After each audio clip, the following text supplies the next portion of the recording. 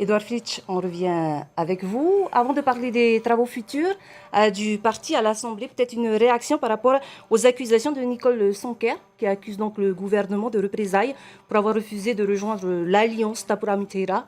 Que répondez-vous? Je suis un peu étonné de sa réaction parce qu'on nous a toujours taxé de ne pas faire suffisamment de contrôle. Et je suppose que les contrôleurs qui sont allés sur place, qui sont des fonctionnaires qu'il faut respecter, ce sont des gens qui programment leur contrôle. Ça doit être un programme un contrôle qui a dû être prévu depuis un certain temps. Ce que j'ai comme information, c'est que 3 communes sont concernées par ces contrôles d'aujourd'hui. Papeete, Aroué et Mahina. Bon, on veut en faire une affaire de famille. C'est pas du hasard. Ouais, non, ouais, on laisse tomber. Oui. Alors, Edouard Fritsch, 48 heures après l'annonce des résultats du second tour des territoriales, dans quel état d'esprit êtes-vous aujourd'hui? Un bon état d'esprit. On a récupéré tout ça le lundi 1er mai. Et puis, on commence à s'organiser pour l'avenir. Hein, bien sûr qu'il y a quelques regrets, parce qu'en fin de compte, comment dire, le fait que nous ne soyons pas unis, le fait qu'il y ait cette scission au niveau des autonomistes a fait que c'est les indépendantistes qui vont diriger le pays pendant 5 ans. Donc, je suis un démocrate, hein, je prends acte des résultats et je félicite bien sûr le Taveuni Huiratira, son futur président, puisqu'il est connu déjà, Moïse Broderson, et je veux même les encourager parce que la tâche va être difficile. Nous avons beaucoup de choses à régler et nous siégerons donc à l'Assemblée de Polynésie française, dans l'opposition bien sûr, mais on veillera surtout à ce que les promesses qui ont été annoncées et qui ont fait l'objet d'un basculement soient réalisées. Je pense en particulier au prix de vente des produits dans ce pays, parce que c'est vraiment un problème.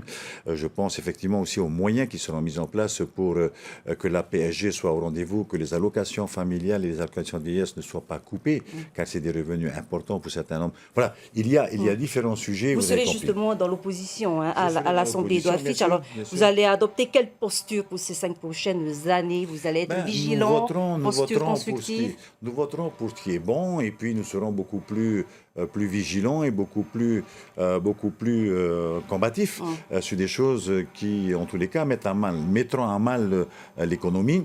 J'attends quelque chose qui a été promis, c'est la réforme fiscale. Je crois que c'est important aussi pour le pays, parce que sans recette, si l'argent ne rentre pas dans les caisses du pays, vous ne pouvez pas engager de dépenses. Donc, c'est des sujets, effectivement, sur lesquels nous serons très vigilants. Alors, lors de la campagne des territoriales, le mot d'ordre, c'était de faire barrage aux indépendantistes. Le Taveuni a eu les félicitations de Paris, notamment du ministre de l'Intérieur, Gérard Darmanin, et du haut-commissaire, ici. Alors, est-ce qu'il y a vraiment lieu de craindre une rupture avec l'État? Je crois que ces gens-là sont polis. C'est normal. C'est normal, il faut féliciter les vainqueurs. Après, ce sont des méthodes de travail. Après, c'est le respect des uns et des autres qui prédominera.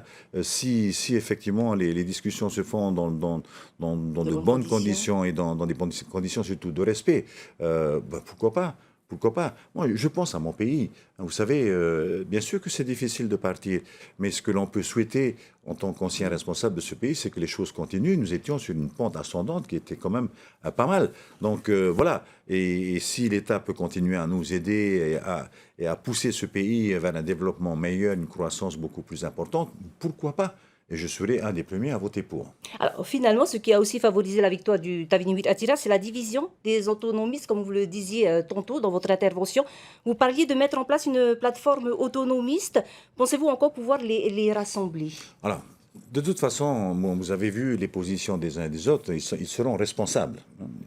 C'est leur responsabilité de ne pas vouloir, en fin de compte, donner une image réelle de ce pays.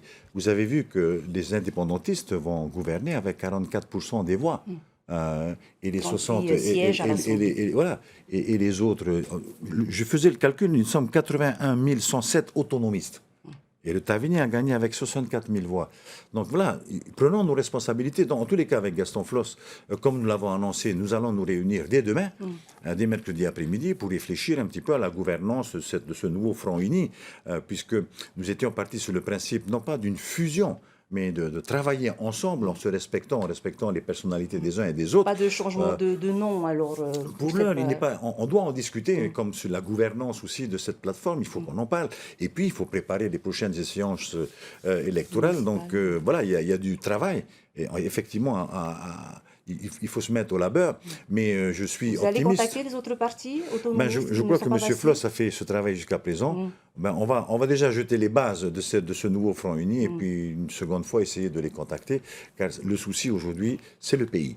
Et pour ce pays-là, autonome, aujourd'hui, il faut mettre en face une majorité autonome.